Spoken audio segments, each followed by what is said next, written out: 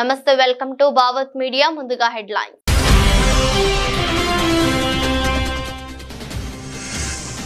విజయవాడ వచ్చిన కేంద్ర మంత్రి శివరాజ్ సింగ్ చౌహాన్ బుడమేరు గుండ్లు పూడ్చేందుకు ఆర్మీని పిలుస్తామని వెల్లడి.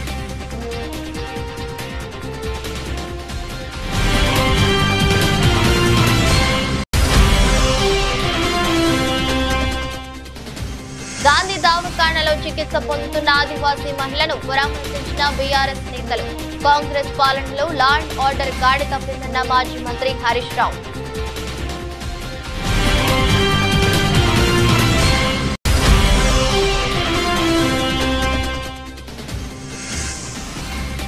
ఖమ్మంలో పర్యటిస్తున్న కేంద్ర మంత్రి. ముప్పు ప్రాంతానికి గురైన ప్రకాష్ నగర్ కాలనీని ఏరియల్ సర్వే ద్వారా పరిశీలించిన శివరాజ్ సింగ్ చౌహాన్.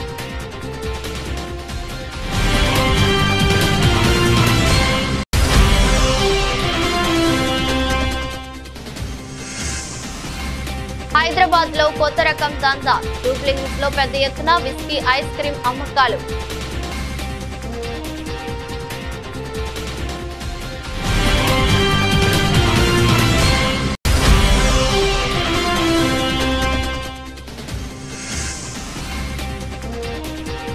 కపిల్ పార్మర్ చారిత్రాత్మక మెడల్. 25 పథకాల లక్ష్యాన్ని చేరిన భారత్.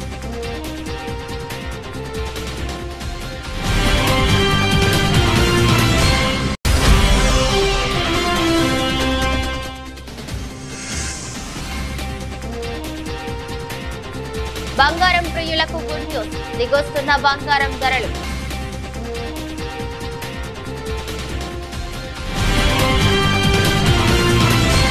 విజయవాడ వచ్చిన కేంద్ర మంత్రి శివరాజ్ సింగ్ చౌహాన్ వరద ప్రభావిత ప్రాంతాల్లో ఏరియల్ సర్వే అనంతరం మీడియా సమావేశం నిర్వహించారు. ఈ సందర్భంగా శివరాజ్ సింగ్ చౌహాన్ మాట్లాడుతూ బుడమేరు గండ్లు పూడ్చేందుకు ఆర్మీని పిలుస్తున్నామని తెలిపారు. ఏపీ వరదల గురించి ప్రధాని మోదీకి వివరిస్తున్నామని, త్వరగా కేంద్ర ప్రభుత్వం సాయం అందేలా చూస్తానని హామీ ఇచ్చారు. కేంద్ర కమిటీ ఇచ్చే నివేదికను పరిశీలించాక కేంద్రం ఆర్థిక సాయం ప్రకటిస్తుందని శివరాజ్ సింగ్ చౌహాన్ వెల్లడించారు. ఇటువంటి కష్ట సమయంలో రాష్ట్రానికి కేంద్రం తప్పకుండా అండగా ఉంటుందని స్పష్టం చేశారు. आंध्र में विजयवाड़ा में अभूतपूर्व संकट की स्थिति है.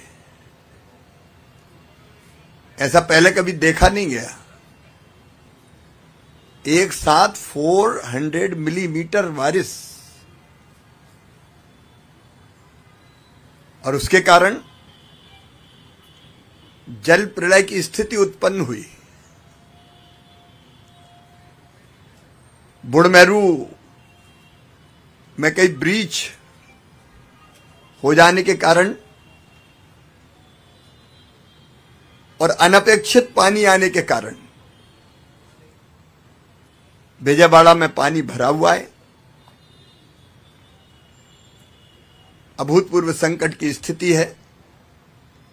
लेकिन मैं आंध्र प्रदेश के मुख्यमंत्री और देश के सम्मानीय नेता श्रीमान चंद्रबाबू नायडू गारू जी को इस बात के लिए धन्यवाद दूंगा कि वो और उनकी पूरी टीम 24/7 यहीं उनका सेक्रेटरिएट बना लिया कलेक्ट्रेट को और 24 घंटे काम कर रहे हैं.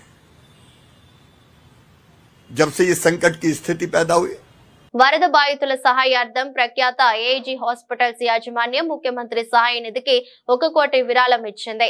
జూబ్లీ హిల్స్ నివాసంలో ముఖ్యమంత్రి రేవంత్ రెడ్డి, ఉప ముఖ్యమంత్రి మల్లు బట్టి విక్రమార్క కలిసి AIG hospitals chairman doctor D Nageshwar Reddy, vice chairman PVS Raju విరాళం చెక్కును అందజేశారు. రాష్ట్రంలో అత్యాచారాలు నిత్య కృత్యమయ్యాయని మాజీ మంత్రి హరీష్ రావు విమర్శించారు. 9 నెలల కాంగ్రెస్ పాలనలో మహిళలపై 1900 లైంగిక దాడులు జరిగాయని చెప్పారు. ముఖ్యమంత్రి వద్దే హోంశాఖ ఉన్నప్పటికీ ప్రతిరోజు 2 హత్యలు, 4 మానభంగాలు అన్నట్టుగా పరిస్థితి తయారైందని ఆగ్రహం వ్యక్తం చేశారు. హరీష్ రావు నేతృత్వంలోని తలసాని శ్రీనివాస్ యాదవ్, సబితా ఇంద్రారెడ్డి, సునీత లక్ష్మారెడ్డి, ఎమ్మెల్యే కోవా లక్ష్మి, ముఠా గోపాల్ తో కూడిన బీఆర్ఎస్ ఎమ్మెల్యే బృందం హైదరాబాద్ గాంధీ దవాఖానలో చికిత్స పొందుతున్న ఆదివాసీ మహిళను పరామర్శించింది. అనంతరం హరీష్ రావు మాట్లాడుతూ కాంగ్రెస్ పాలనలో మహిళలకు భద్రత కరువైందన్నారు. బాధితురాలికి 10 లక్షల పరిహారం ఇవ్వాలని కావాలని డిమాండ్ చేశారు. బీఆర్ఎస్ హయాంలో మహిళల రక్షణకు షీ టీమ్స్ ఏర్పాటు చేశామన్నారు. ఈ రోజు ఈ ముఖ్యమంత్రి గారు వరద విపత్తు సహాయం చేయడంలో ఫెయిల్ అయిపోయింది, వరద నిర్వహణలో ఫెయిల్ అయిపోయింది, లా అండ్ ఆర్డర్లో ఫెయిల్ అయిపోయింది, రుణమాఫీ చేయడంలో ఫెయిల్ అయిపోయింది, విద్యా వ్యవస్థను నడిపించడంలో ఫెయిల్ అయిపోయింది. మొత్తంగా ముఖ్యమంత్రి గారు ఫెయిల్ అయిపోయింది. ముఖ్యమంత్రి గారి దగ్గరనే హోంశాఖ ఉంది. ఆయన నిర్వహించే హోంశాఖ ఇవాళ ఎట్లయిపోయింది? రోజు 2 హత్యలు 4 మానభంగాలు అన్నట్టు అయిపోయింది రాష్ట్రం. ఇదా మీరు నిర్వహించేది? ఇదా మీరు ప్రతిష్ట చేసేది? ఎంతసేపు ప్రతిపక్షాలను చేసుడు, మా మీద అక్రమ కేసులు పెట్టుడు, మా ఎమ్మెల్యేలను వేధించుడు, ఎమ్మెల్యేల ఇళ్లకు పోయి కండువాలు కప్పడం మీద బిజీ ఉన్నావు తప్ప పాలన గాలి తొదిలేసింది ముఖ్యమంత్రి గారు. ఈరోజు గత 8 నెలల్లో మహిళల మీద ఎలాంటి అత్యాచారాలు అఘాయితాలు జరిగినాయి అనేది రాష్ట్రంలో అందరూ వింటూ ఉన్నారు. అసెంబ్లీ వేదికగా మాట్లాడుతూ ఉన్నాయి. ప్రభుత్వానికి చలనం లేదు. దాదాపుగా 1800 పైచిలకు సంఘటనలు మహిళల పట్ల జరిగిన సంఘటనలు చూస్తున్నాం. హైదరాబాద్ చుట్టుపక్కల కానీ, నాగర్ కర్నూల్లో గిరిజన మహిళల మీద జరిగిన సంఘటన కానివ్వండి, మొన్న షాద్నగర్లో జరిగిన సంఘటన కానివ్వండి, మహిళలంటే ఒక చులకన భావంతో ఈ పాలన జరుగుతున్నట్టు కనిపిస్తూ ఉంది. మహిళల పట్ల అగత్యాలు జరుగుతూ ఉన్న, అత్యాచారాలు జరుగుతూ ఉన్న స్పందించడానికి ఈ రాష్ట్ర ముఖ్యమంత్రి గారికి కనీసం తీరిక కూడా లేని పరిస్థితి చూస్తా ఉన్నాం.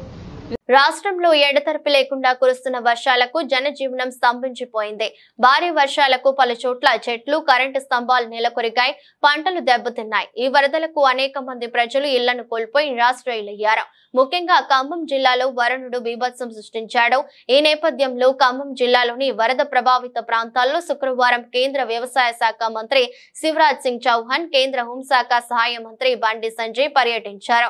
ఖమ్మం, పాలేరు, మధుర ప్రాంతాల్లో కేంద్ర మంత్రులు ఏరియల్ సర్వే పరిశీలించారు. వరదలకు కొట్టుకుపోయిన సాగర్ ఎడమ కాలువను పరిశీలించారు.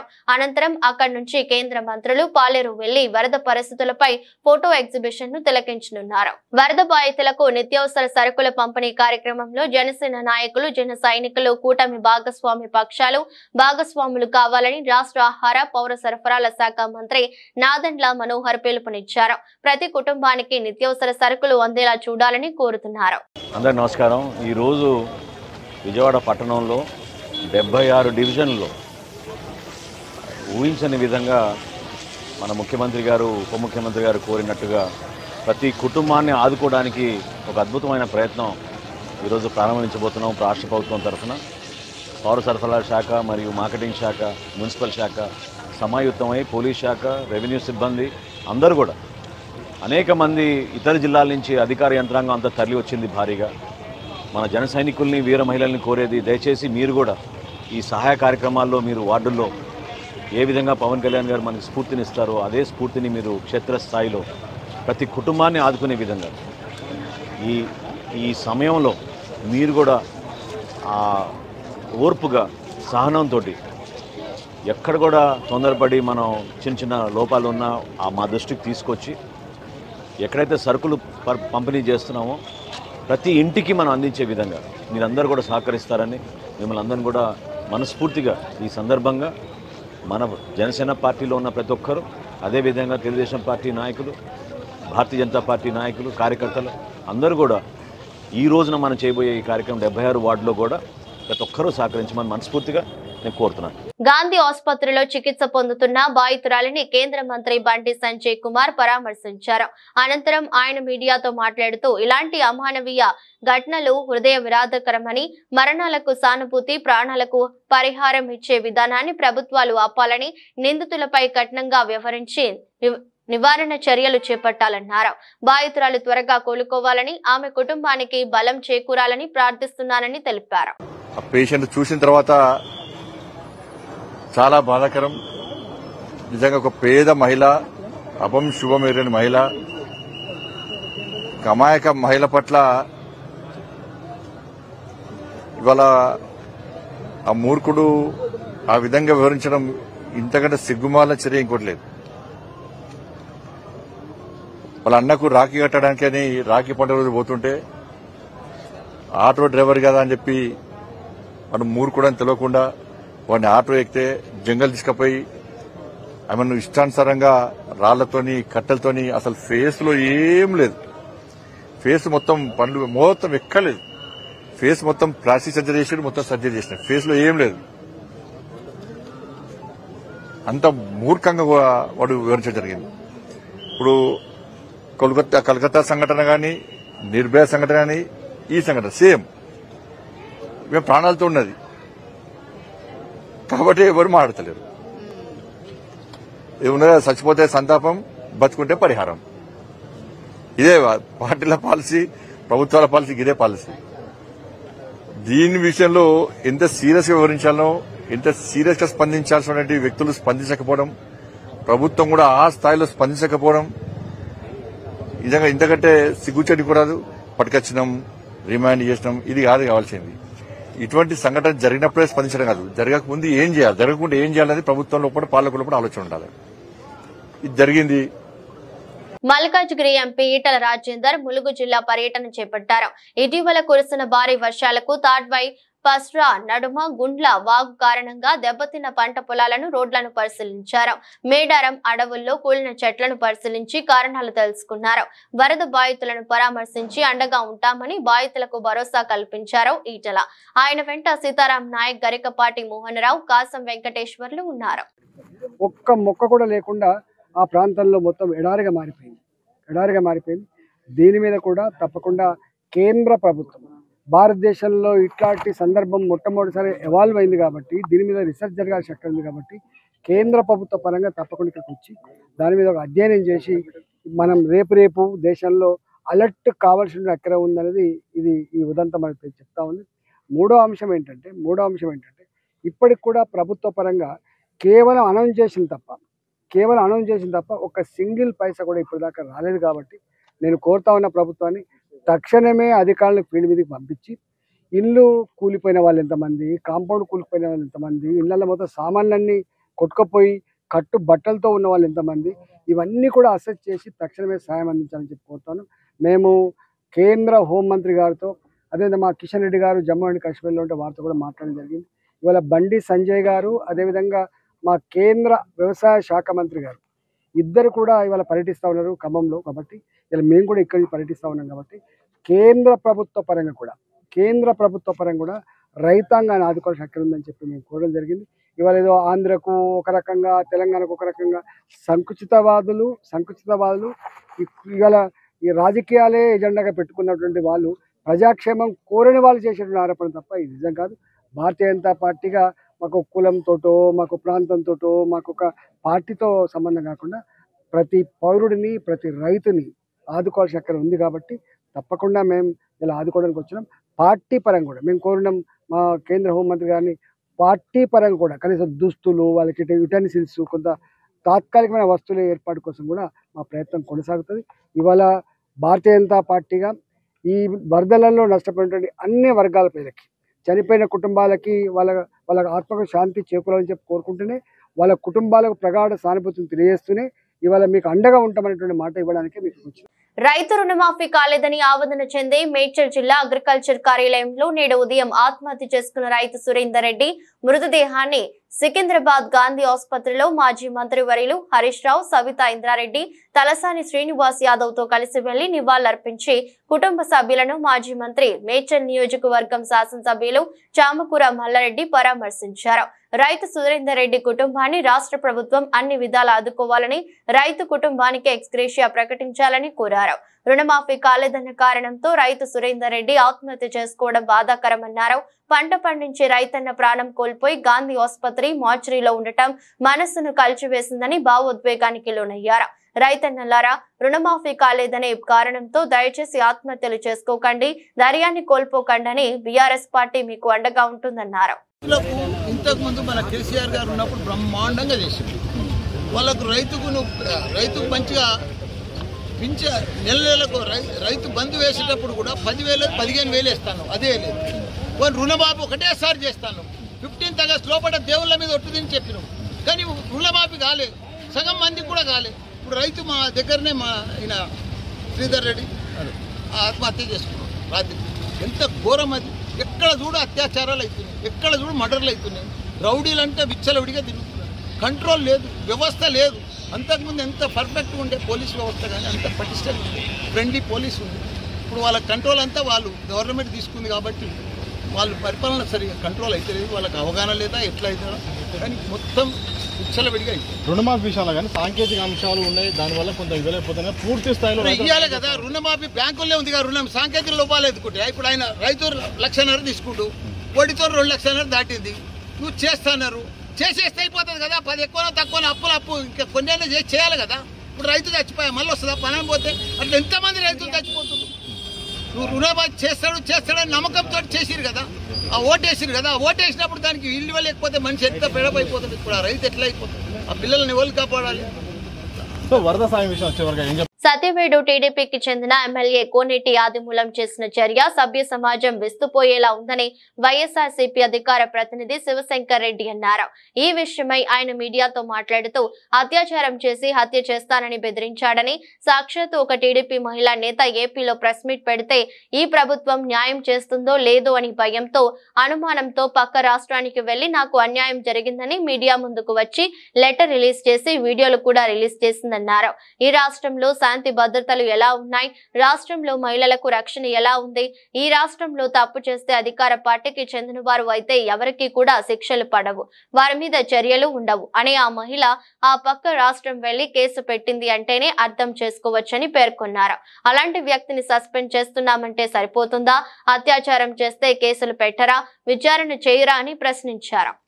అధికార పార్టీకి సంబంధించినటువంటి తెలుగుదేశం శాసనసభ్యుడు సత్యవేడు నియోజకవర్గం ఆదిమూలం కోనేటి ఆదిమూలం యొక్క ప్రవర్తన, మహిళపై చూసినటువంటి ప్రవర్తన సభ్య సమాజము విస్తుపోయేలా ఉంది. ఆ మహిళ కూడా తెలుగుదేశం పార్టీకి సంబంధించినటువంటి మహిళా నేత.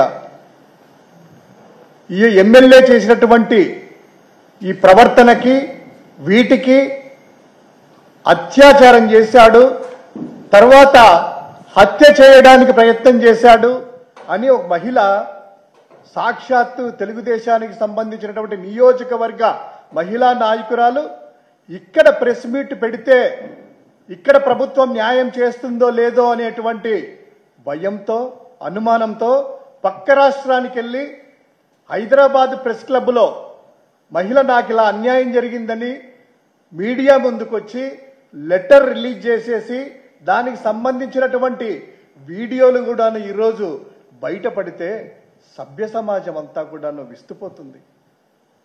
ఒక మహిళ పట్ల ఒక శాసనసభ్యుడు తెలుగుదేశం పార్టీకి సంబంధించిన ప్రభుత్వంలో ఉన్నటువంటి వ్యక్తి అలా చేయడమే కాకుండా ఆ మహిళను పలుమార్లు బెదిరిస్తూ తనకు సుఖాన్ని అందించాలని, లేకపోతే నీ అంతు చూస్తా అనేసి బెదిరించి ఆవిడ చెప్పినటువంటి ప్రకారము క్లియర్గా 2 పేజీల లెటర్లు, వీడియో సంబంధించిన 2 పేజీల లెటర్ సాక్షాత్తు ముఖ్యమంత్రి చంద్రబాబు నాయుడు గారికి రాస్తూ అందులో పూర్తి సాక్ష్యాధారాలు కూడా 6వ తేదీ జూలై 6వ తేదీన తిరుపతి భీమాస్ ప్యారడైజ్ లో రూమ్ నెంబర్ 109 సాయంత్రం 4 గంటలకు ఒకసారట.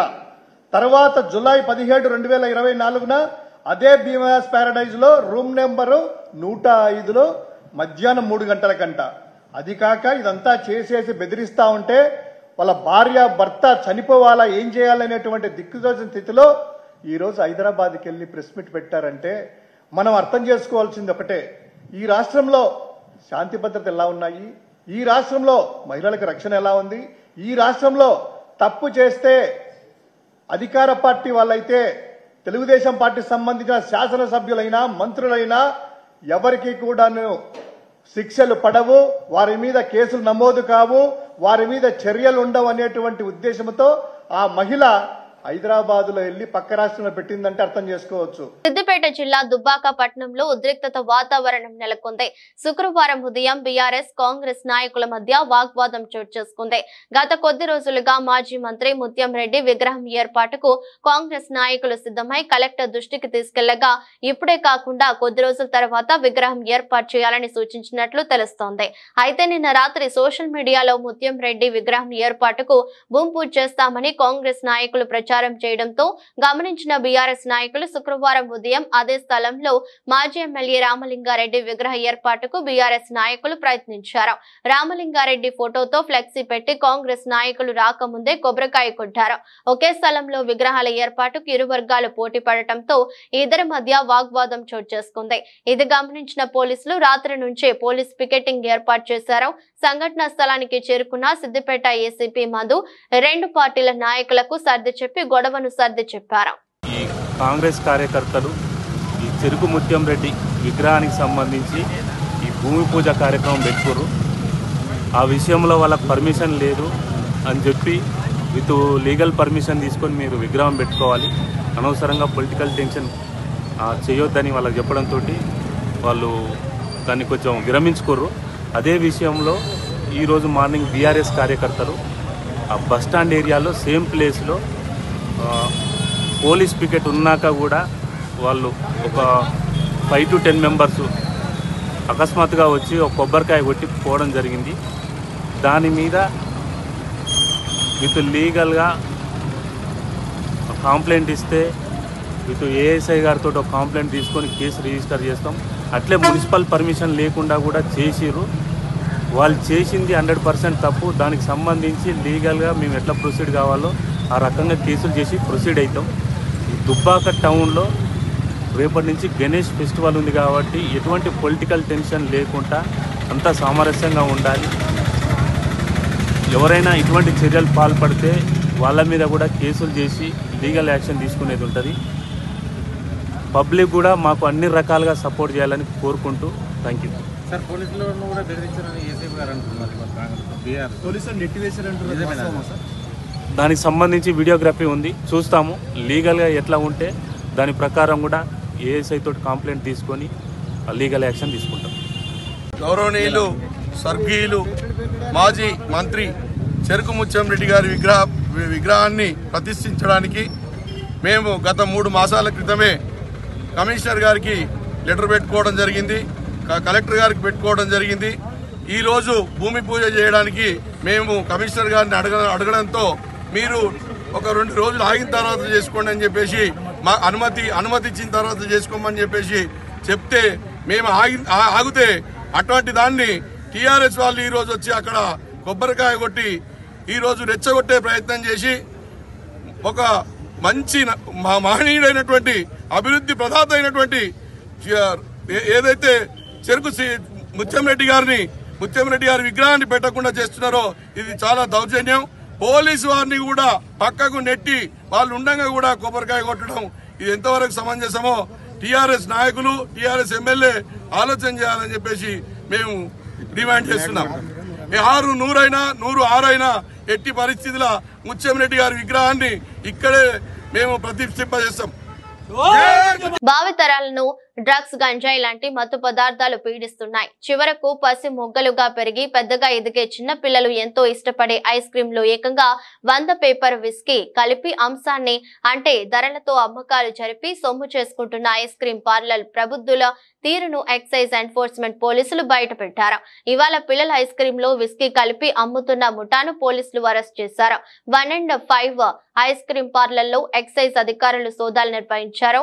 ఐస్ క్రీమ్ లో పేపర్ విస్కీ కలిపి 1 and 5 యాజమాని అమ్ముతున్నాడు. 60 గ్రాముల ఐస్ క్రీమ్ లో 100 మిల్లీలీటర్ల విస్కీ కలుపుతున్నాడు. ఐస్ క్రీమ్ విస్కీ కోసం పిల్లలు యువత ఎగబడుతున్నారు. మరింత అమ్మకాలు పెంచుకునేందుకు మరో అడుగు ముందుకు వేసిన ఐస్ క్రీమ్ తయారీదారులు ఫేస్బుక్ లో ఒక యాడ్ కూడా ఇచ్చి తమ అమ్మకాలని జోరు అందుకోవడానికి ప్రయత్నాలు చేస్తున్నారు. 1 and 5 ఐస్ క్రీమ్ పార్లర్ యాజమానులు దయాకర్ రెడ్డి, శోభన్లను జూబ్లీ హిల్స్ లో ఎక్సైజ్ పోలీసులు అరెస్ట్ చేశారు. 11.5 కేజీల విస్కీ ఐస్ క్రీమ్ ను పోలీసులు స్వాధీనం చేసుకున్నారు. జూబ్లీ హిల్స్ రోడ్ నెంబర్ 1లో ఈ ఐస్ క్రీమ్ పార్లర్ ఉంది.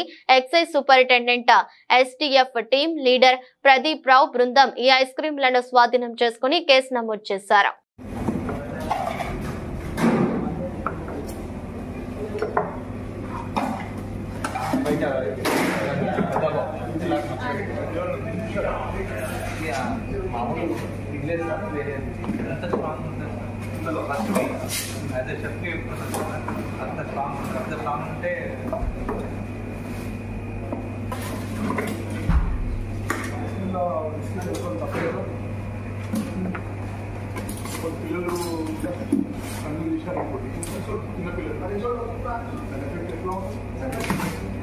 భారత క్రికెటర్ రవీంద్ర జడేజా ఈ రోజు బీజేపీలో చేరినట్లు ఆయన భార్య రివాబా జడేజా ఎక్స్ వేదికగా పోస్టు చేశారు. రివాబా జడేజా ఇప్పటికే గుజరాత్ లో బీజేపీ ఎమ్మెల్యేగా ఉన్నారు. తన భర్త సభ్యత్వం కార్డును ఆమె పోస్టు చేశారు. 2019లో రివాబా బీజేపీలో చేరారు. ఆ తర్వాత 2022లో జరిగిన అసెంబ్లీ ఎన్నికల్లో గుజరాత్ లోని జామ్ నగర్ ఉత్తర అసెంబ్లీ నియోజకవర్గం నుంచి ఆమె ఎమ్మెల్యేగా విజయం సాధించారు. బార్బడోస్ లో జరిగిన T20 ప్రపంచ కప్ 2024 టోర్నమెంట్ లో భారత్ గెలిచిన ఒకరోజు తర్వాత జూన్ 29న రవీంద్ర జడేజా T20 అంతర్జాతీయ క్రికెట్ కు రిటైర్మెంట్ ప్రకటించాడు. దేశవ్యాప్తంగా పార్టీ సభ్యత్వ నమోదు కార్యక్రమాన్ని బీజేపీ జాతీయ అధ్యక్షుడు జేపీ నడ్డా సెప్టెంబర్ 2వ తేదీన ఢిల్లీలో ప్రారంభించడం తెలిసిందే. ప్రధాని మోదీ తొలి సభ్యత్వాన్ని తీసుకోవడం ద్వారా పార్టీలో తన ప్రాథమిక సభ్యత్వాన్ని రెన్యువల్ చేసుకున్నారు. పారిస్ పారాలింపిక్స్ లో భారత అథ్లెట్లు అద్భుత ప్రదర్శనతో అదరగొడుతున్నారు. తాజాగా భారత్ ఖాతాలో 25వ పథకం చేరింది. భారత జాడోకా కపిల్ పార్మర్ గురువారం జరిగిన పురుషుల 60 కిలోల J1 ఈవెంట్ లో కాంస్యం గెలిచారు. ప్రపంచ 2వ ర్యాంకర్ జుడోకా ఎలియల్టన్ డి ఒలివేరాను ఓడించి పథకం సొంతం చేసుకున్నారు. దీంతో కపిల్ పార్మర్ జుడోలో మెడల్ సాధించిన మొదటి భారత జుడోకాగా చరిత్ర సృష్టించారు. మరోవైపు మిక్స్డ్ రికర్వ్ ఓపెన్ ఈవెంట్ లో ఆర్చర్లు హర్వీందర్ సింగ్, పూజా తమ కాంస్య పతక పోరులో పరాజయం పాలయ్యారు. అంతకుముందు వ్యక్తిగత విభాగంలో హర్వీందర్ సింగ్ గోల్డ్ గెలిచిన విషయం తెలిసిందే. ఇక power lifter Ashok, shot putter Arvind ఆకట్టుకోలేకపోయారు. సిమ్రాన్ శర్మ కూడా మహిళల 100 మీటర్ల T12 ఫైనల్లో 4వ స్థానంలో నిలిచి త్రుటిలో పతాకాన్ని కోల్పోయింది. ఇక టీమిండియా ఈసారి 25 పతాకాల లక్ష్యంగా బరిలోకి దిగగా నిన్నటితో ఆ టార్గెట్ ను అందుకుంది. మరో 3 రోజులు గేమ్స్ మిగిలి ఉన్నాయి. దీంతో పతాకాల సంఖ్య పెరిగే అవకాశం ఉంది. ప్రస్తుతం భారత్ ఖాతాలో 25 మెడల్స్ ఉండగా వీటిలో 5 స్వర్ణాలు, 9 రజతాలు, 11 కాంస్య పతకాలు ఉన్నాయి. దీంతో పతాకాల పట్టికలో భారత్ 16వ స్థానంలో కొనసాగుతోంది. బంగారం ప్రియులకు గుడ్ న్యూస్. కొంతకాలంగా స్వల్పంగా తగ్గుతూ వస్తున్న బంగారం ధరలు శుక్రవారం కూడా స్వల్పంగా తగ్గాయి. వారం రోజులుగా బంగారం ధరలో పెరుగుదల కనిపించడం లేదు. ఇవాళ బంగారం ధరలు 100 మేర తగ్గాయి. ఈ ఏడాది భారత్ లో బంగారం వినియోగం భారీగా పెరిగే అవకాశం ఉందని వరల్డ్ గోల్డ్ కౌన్సిల్ అంచనా వేస్తున్నందున ధరలు అమాంతం పెరిగే అవకాశం ఉందని నిపుణులు అంటున్నారు. కాబట్టి గోల్డ్ కొనే వారికి ఇప్పుడే మంచి అవకాశం. తెలుగు రాష్ట్రాల్లోనూ బంగారం ధరలు స్థిరంగా కొనసాగుతున్నాయి. హైదరాబాద్ లో శుక్రవారం 10 గ్రాముల 22 క్యారెట్ల బంగారం ధర 66,680గా ఉంది. 24 క్యారెట్ల బంగారం ధర 72,750గా ఉంది. విజయవాడలో కూడా 10 గ్రాముల 22 క్యారెట్ల బంగారం ధర 66,680, 24 క్యారెట్ల బంగారం ధర 72,750గా ఉంది. విశాఖపట్నం సహా ఏపీలోని ప్రధాన నగరాల్లోనూ ఇవే ధరలు కొనసాగుతున్నాయి. ఢిల్లీలో కిలో వెండి ధర 85,800గా ఉండగా కోల్కతాలో 84,900, బెంగళూరులో 82,800 వద్ద ట్రేడ్ అవుతోంది. హైదరాబాద్, విశాఖ, విజయవాడలో కిలో వెండి ధర అత్యధికంగా 89,900గా ఉంది. వార్తలు ముగించే ముందు మరోసారి హెడ్లైన్స్.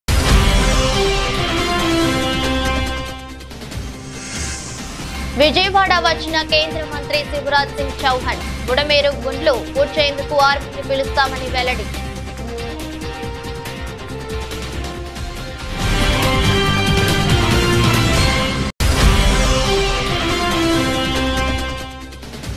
గాంధీ దవాఖానలో చికిత్స పొందుతున్న ఆదివాసీ మహిళను పరామర్శించిన బీఆర్ఎస్ నేతలు. కాంగ్రెస్ పాలనలో లా అండ్ ఆర్డర్ గాడి తప్పిందన్న మాజీ మంత్రి హరీష్ రావు.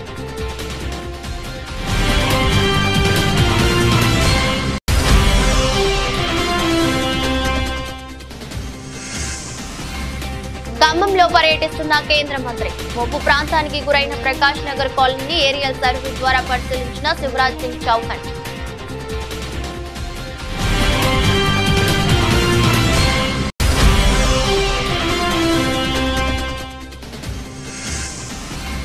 హైదరాబాద్ లో కొత్త రకం దందా. జూబ్లీహిల్స్ లో పెద్ద ఎత్తున విస్కీ, ఐస్ క్రీం అమ్మకాలు.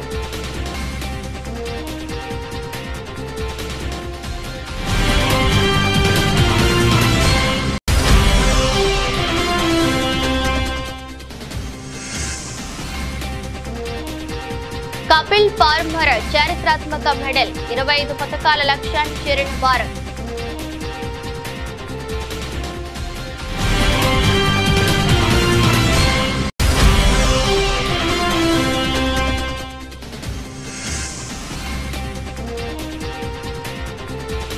బంగారం ప్రియులకు గుడ్ న్యూస్, దిగొస్తున్న బంగారం ధరలు.